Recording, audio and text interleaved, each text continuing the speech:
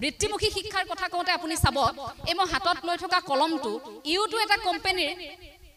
এটো এটা product U সাপোজন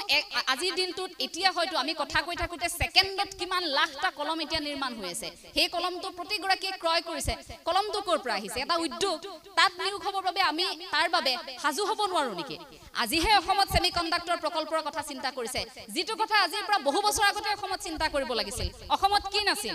অসমত চাহ আছিল অসমত তেল আছিল কি নাই অসমৰ লিচু আজি বাহিৰলৈ যায়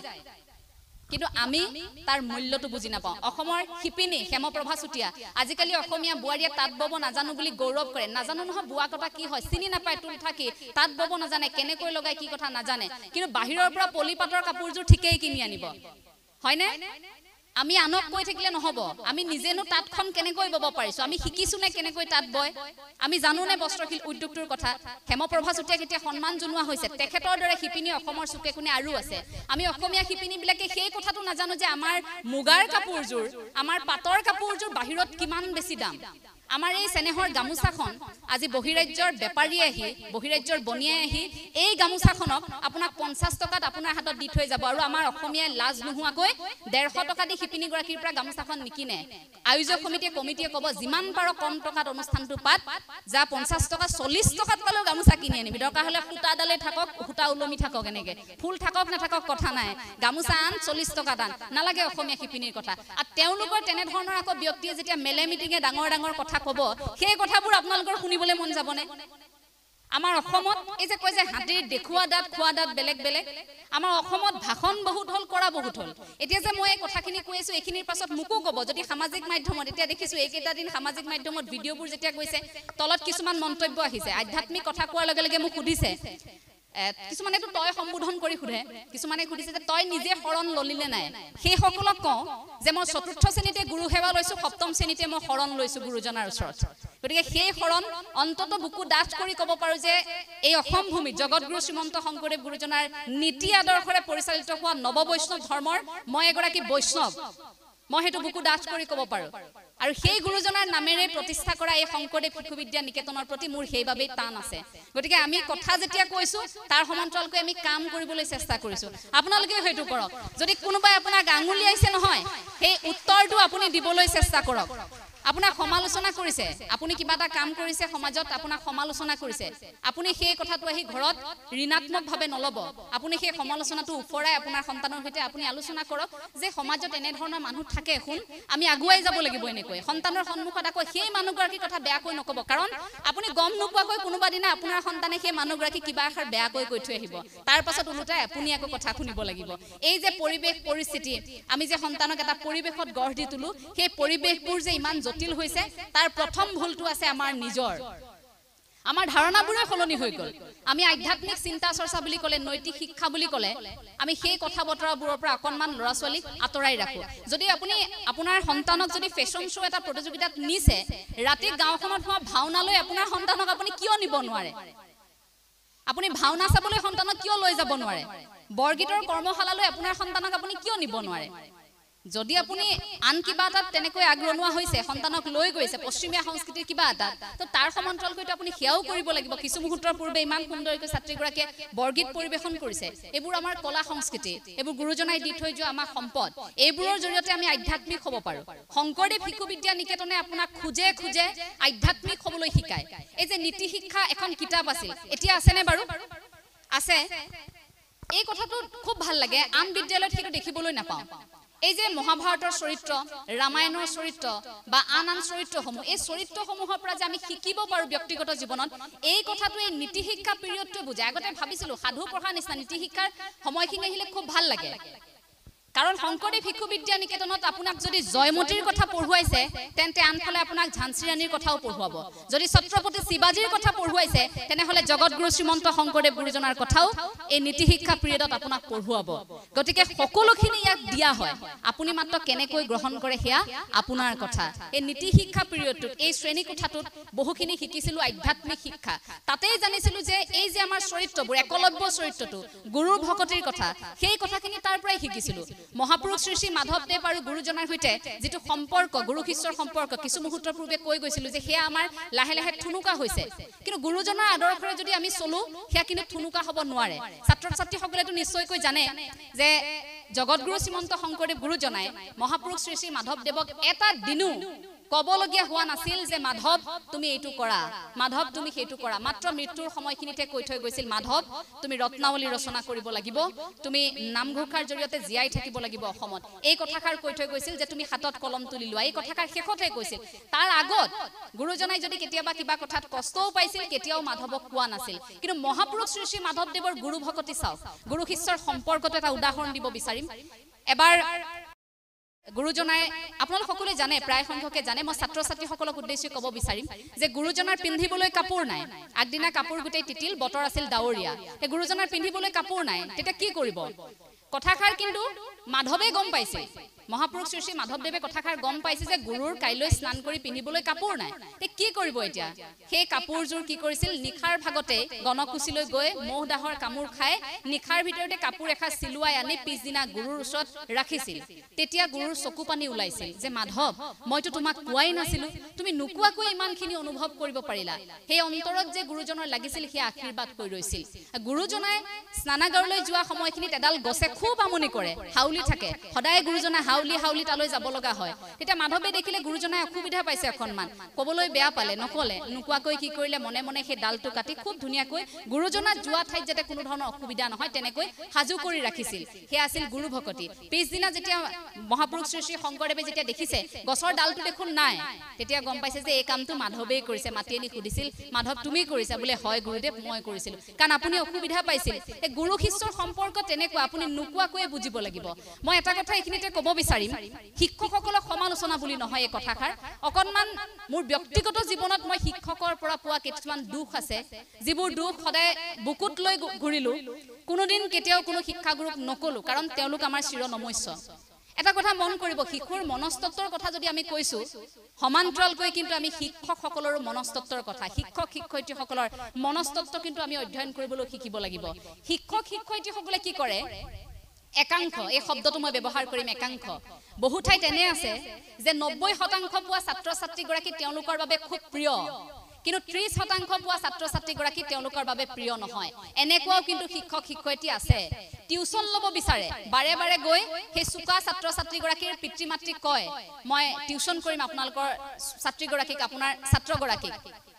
টিউচন কৰিম আপোনালোকে লৈ আহিবচোন এই ধৰণে টিউচনৰ বাবে বিচাৰি ফুৰে কয় কিন্তু সেইগৰাকী শিক্ষক শিক্ষয়িত্ৰীয়ে কিয় ক'ব নোৱাৰে যে 30% পোৱা এই ছাত্ৰগৰাকী মোৰ ওচৰলৈ আহক মই তেওঁক 90% পোৱাই দিম কিয় ক'ব নোৱাৰে এই কথাষাৰত অকণমান দুখ পাওঁ এই যে ছাত্ৰ ছাত্ৰীসকলে শ্ৰেণীকোঠাত বহি থাকোঁতে কেতিয়াবা যে অসহজ অনুভৱ কৰে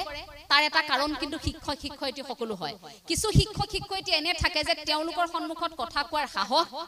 একেবাৰে শিক্ষাৰ্থীসকলৰ নাথাকে কেতিয়াবা খুব ভয় কৰে আৰু কেতিয়াবা এনেকুৱা হয় আচাৰ্যই আমাক বেয়া পায় হয়তো এই ধাৰণাটো আমাৰ মনত আহি পৰে তাৰ বাবে আমি আলোচনা কৰাৰ এটা পৰিবেশ আমি গঢ়ি তুলিব লাগিব এই যে জিৰণিৰ সময়খিনিত আগতে মই যেতিয়া নিকেতনত পঢ়ি আছিলো সেইখিনি কাম আমি কৰিছিলো জিৰণিৰ সময়খিনিত আমি যিগৰাকী আচাৰ্যৰ লগত কথা পাতি খুব ভাল লাগে আৰু আমাৰ এনেকুৱা হৈছিল আমি নিকেতনত মই পঢ়ি থকাৰ সময়খিনিত ক্লাছ 8 9 10 এই সময়খিনিত আমাৰ অলপ কম বয়সীয়া আচাৰ্য সোমাইছিল সেইসকলক মানে খুব ভাল লাগে কাৰণ এনেকুৱা হয় আমি তেওঁলোকৰ সৈতে অকণমান এনেকুৱা লাগে যেন আমাৰ অকণমান সমনীয়াই হ'ব নেকি সমনীয়াটো নহয় তেখেতলোক তথাপিও মানে আমাৰ মনত এনেকুৱা লাগে যে জ্যেষ্ঠ কোনোবা এগৰাকীক কৈ গালি খোৱাতকৈ এখেতলোকক মাতি অনাই ভাল আমি বাৰে বাৰে নতুনক মাতিবলৈ ট্ৰাই কৰোঁ নতুন যেতিয়া আহিব তেওঁলোকক কথা ক'বলৈ আমি বিচাৰোঁ তো সেই কথাটোত চাবলৈ গ'লে এনেকুৱা হয় যে এই নতুন যিসকল সোমায় শংকৰদেৱ শিশু বিদ্যা নিকেতনত আচাৰ্য হ'বলৈ তেওঁলোকৰ প্ৰতি শিক্ষাৰ্থীসকলৰ সাংঘাতিক এটা মৰম থাকেনে বাৰু নতুন আচাৰ্যসকলৰ প্ৰতি এটা মৰম থাকেনে নতুন আচাৰ্যসকল সেইবাবে এতিয়া আৰু বেছি দায়িত্বশীল হোৱাৰ সময় সেইদিনা আমি কথা পাতিছিলো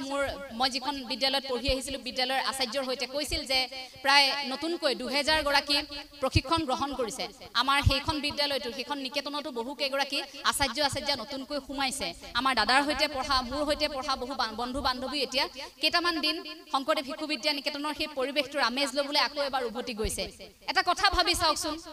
তেওঁলোকে লাখ টকা দৰমহা নাপায় নাপায় 60-70,000 টকাৰ দৰমহা তেওঁলোকে BMW লৈ নাহে 5 ষ্টাৰ হোটেলত তেওঁলোকে খানা নাখায় তেওঁলোকৰ জীৱনশৈলীটো আপোনালোকে চাব খুব সাধাৰণ প্ৰতিগৰাকী আচাৰ্যাৰ আপোনাৰ দেখিলেই মোৰ দুখ খাই যাব সেই সকল আচাৰ্যে খুব ন্যূনতম এটা প্ৰাপ্য লৈ একেবাৰে যেটো নহলে নহয় তেনে এটা প্ৰাপ্য লৈ আপোনালোকৰ সন্তানক জীৱন গঢ়াৰ বাবে সেই সকল ছাত্ৰ ছাত্ৰীক জীৱন গঢ়াৰ বাবে সেই সকল আচাৰ্যাই অহুপুৰুষাৰ্থ ত্যাগ কৰিছে সেই সকলৰ ওচৰত আপোনালোক কৃতজ্ঞ হোৱা উচিত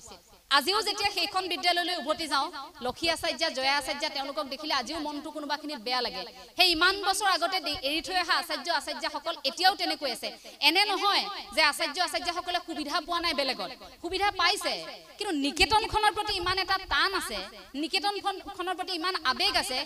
এই নিকেতনখন এৰি থৈ সকলো যাব নোৱাৰে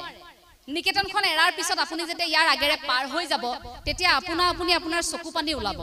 আজি আপোনালোকে অনুভৱ নকৰে যেতিয়া আপোনাৰ সন্তান পঢ়ি শুনি ইয়াৰ পৰা ওলাই যাব তেতিয়া আপুনি অনুভৱ কৰিব যে আমি কেনেকুৱা এটা পৰিয়ালত আছিলো এই পৰিয়ালটো কেতিয়াও আপোনালোকে ভাঙি যাবলৈ নিদিব অসমৰ বৰ্তমান শিক্ষা ব্যৱস্থাত এই শংকৰদেৱ শিশু বিদ্যা নিকেতনৰ যথেষ্ট প্ৰভাৱ আছে এই কথাটো হজুৰে ক'ব বিচাৰিম এটা ধাৰণা কৰা হয় যে বিদ্যালয়খনক লৈ যে বিদ্যালয়খন যদি ব্যক্তিগত হয় বিদ্যালয়খন যদি খুব ভাল হয় ভাল অট্টালিকা থাকে যদি বিদ্যালয়খন তেনে ধৰণৰ হয় তেতিয়া যে ভাল ৰিজাল্ট কৰিব ছাত্ৰ ছাত্ৰী নালাগে চৰকাৰী বিদ্যালয়লৈ যাবলৈ যদিও এখন ব্যক্তিগত খণ্ডৰ বিদ্যালয় মই সেই কথাটো কম এটা ধাৰণা আমাৰ মনত থাকে সেই ধাৰণাটো অসমবাসী কেতিয়াবা এৰিব হ'ল এতিয়াও কিন্তু সেয়া আছে কিয় শংকৰদেৱ শিশু বিদ্যা নিকেতনত পঢ়া ল'ৰা ছোৱালীয়ে খুব সুন্দৰকৈ ইংৰাজী ক'ব নোৱাৰে নেকি তেওঁলোকেতো খুব সুন্দৰকৈ ইংৰাজী ক'ব পাৰে তেওঁলোকেওতো শংকৰদেৱ শিশু বিদ্যা নিকেতনৰ পৰা যোৱা বা মাতৃভাষা মাধ্যমৰ পৰা যোৱা সেই সকল ছাত্ৰ ছাত্ৰীওতো আজিৰ তাৰিখত খুব সুন্দৰকৈ তেওঁলোকে উচ্চ শিক্ষা গ্ৰহণ কৰি আছে তেওঁলোকেতো বিভিন্ন পদবী দখল কৰি আছে কিন্তু ধাৰণাটো কিয় যে ল'ৰাক ইংলিছ মিডিয়ামত পঢ়ুৱাবই লাগিব ইংলিছ মিডিয়ামত পঢ়ুৱালেহে সি ইংৰাজীত ভালকৈ কথা ক'ব পাৰিব এই ধাৰণাটো আমাৰ মনত কিয় আহে এই কথাবোৰ এই ধাৰণাবোৰ আমি লাহে লাহে আঁতৰাব হ'ল ছাত্ৰ ছাত্ৰীসকলক কম মই কাহিনীটো কম আৰু তাৰ পাছতে সুধিম যে সেইগৰাকী কোন আছিল আপোনালোকে কোনোবাই যদি জানে ছাত্ৰ ছাত্ৰীসকলক তেওঁলোকে কিন্তু ক'ব লাগিব এটা শ্ৰেণী কোঠাত পাঠদান চলি আছে চলি থকাৰ মাজতে দুয়োখন হাত নোহোৱা এগৰাকী বিশেষ ছাত্ৰী শ্ৰেণী কোঠাত বহি আছে আৰু শিক্ষাগুৰুৱে সুধিছে যে তোমালোকে আজি কোৱাচোন জীৱনৰ লক্ষ্য কি কোনে কি হ'ব বিচৰা এই কথাখিনি সুধিছে প্ৰতিগৰাকীয়ে কৈ গৈছে কোনোবা ডক্টৰ হ'ব কোনোবা ইঞ্জিনিয়াৰ হ'ব কোনোবা শিক্ষক হ'ব এই কথাখিনি কৈ গৈছে তাৰ পাছত সেই ছাত্ৰীগৰাকী সুধিছিল যিগৰাকী ছাত্ৰীৰ দুয়োখন হাতেই নাই সেই ছাত্ৰীগৰাকী বিশেষভাৱে সক্ষম এগৰাকী ছাত্ৰীগৰাকী সুধোতে ছাত্ৰীগৰাকীয়ে কৈছিল এই বিশাল আকাশখনত মই ইমূৰৰ পৰা সিমূৰলৈ উৰি থাকিব বিচাৰো লগে লগে গোটেই শ্ৰেণী কোঠাত এটা গীৰ্জনী মৰা হাঁহি আছিল যে হাত দুখন নাই তাই আকৌ কথা কৈছে চাচোন উৰিবলৈতো পাখি লাগিব চৰাইৰ পাখি আছে আমি বাৰু মনৰ দৃষ্টিৰে উৰিম তথাপিও সেইগৰাকী ছাত্ৰীয়ে হাত দুখন নাইকিয়া ছাত্ৰীগৰাকী কেনেকৈ উৰিব এনেকৈ তাচ্ছিল্য কৰিছিল লগৰবোৰে সেই ছাত্ৰীগৰাকী পৰৱৰ্তী মুহূৰ্তত এগৰাকী পাইলট হৈছিল কোন আছিল ছাত্ৰীগৰাকী পাৰিব নেকি কোনোবাই দুয়োখন হাত নোহোৱা সেইগৰাকী পাইলট বিশ্বই তেওঁক চিনি পায় জেছিকা কক্স তেওঁ দুহাত নোহোৱাকৈ উৰি ফুৰিছিল আকাশত আমাৰ কি নাই হাত আছে ভৰি আছে আমি খাবলৈ পিন্ধিবলৈ পাইছো আপুনি ভাবি চাওকচোন যিসকলে দুবেলা দুমুঠি খাবলৈ পোৱা নাই সেইসকলে কি কৰিছে অথচ এইখিনি থকাৰ পাছতো আমি নাই নোপোৱাৰ তাৰণতে থাকো যদি আপুনি সপোন দেখিছে তেন্তে ওপৰলৈ চাওক যে হয় সপোনটো আৰু অলপ ডাঙৰকৈ দেখিব লাগিব এইখিনি কৰিব লাগিব কিন্তু যদি আপুনি আপোনাৰ অৰ্থনৈতিক অৱস্থাটোক লৈ আপুনি দুখী তেন্তে আপুনি তললৈ চাব আপোনাতকৈ কষ্টত বহু মানুহ আছে কোনোবাই এসাজ খাইছে পিছদিনা এসাজ খাবলৈ বাট চাই আছে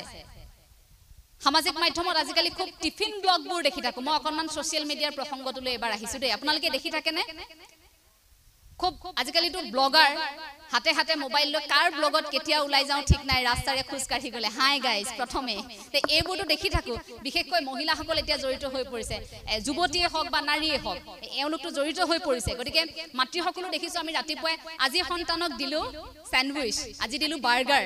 খুব সুন্দৰকৈ তেনেকৈ পনীৰ দিলো অমুক দিলো তমুক দিলো বেলেগ ধৰণৰ ডিশ মানে সেইবোৰ আমাৰ টেকেলি পিঠা ভাত পিঠা তিল পিঠা এইবোৰৰ লগত পাত্তা নাপায় মানে এই কথাবোৰ নহয় তেওঁলোকৰ এটা বেলেগ ধৰণৰ লাইফষ্টাইল তেওঁলোকে দেখুৱাব বিচাৰে যে আজি সন্তানক স্যান্ডউইচ দিলো আপোনালোকেও দিব পাৰে এনেকৈ দিবচোন বুলি কৈ এটা ব্লগ বনায় এটা আপলোড কৰি দিয়ে তাৰ পাছত তেতিয়া মোৰ বেয়া লাগে যেতিয়া সেই ভিডিঅ'বোৰ সামাজিক মাধ্যমত দেখো মই আকৌ কেতিয়াবা খুব ভাল লাগে মন্তব্য পঢ়ি কেতিয়াবা পঢ়ো দুই এগৰাকী মাতৃ ইমান কৰুণভাৱে লিখে যে বাইদেউ আপোনাক অনুৰোধ কৰিছো আপুনি অন্তত আমি এই কিনিব নোৱাৰা বস্তুবোৰ এনে ধৰণৰ বস্তুবোৰৰ ইমান বেছি ভিডিঅ' দেখুৱাই নাথাকিব আমাৰ সন্তানে ৰাতিপুৱা যেতিয়া ৰুটিৰ লগত চেনি যেতিয়া দি পঠিয়াও যেতিয়া এপেকেট মেগীকে দুয়োটা সন্তানক ভাগ কৰি টিফিনত দি পঠিয়াও যেতিয়া সান্দগুৰি লাডু এটাকে বনাই দি পঠিয়াও তেতিয়া আমাৰ সন্তানে আমনি কৰে যে মা স্যান্ডউইচ কিয় নিদিলা কাৰণ সন্তানে যে সেই মোবাইলত এইকেইটা দিন দেখি আছিল যে টিফিন দেখোন এনেকেও দিব পাৰি এইবোৰ যে দেখি আছিল মাতৃগৰাকীৰ মনত বেয়া লাগে আপুনি যদি আপোনাৰ সন্তানক সেই মানুহগৰাকীৰ দৰে যদি সেই তেনেকুৱা ধৰণৰ কিবা এটা দি পঠিয়াব পৰা নাই আপোনাৰ মনটোত বেয়া লাগিব যে মই দি পঠিয়াব নাই পৰা মোৰ সন্তানে বিচাৰিছিল পিছদিনা আপোনাৰ সন্তানে আহি আপোনাক সন্ধিয়া আমনি কৰিব সন্তানে পিজ্জা খাব বিচাৰিব আপুনি এটা ডমিনোজলৈ লৈ যাব লাগিব আপুনি KFC লৈ যাব লাগিব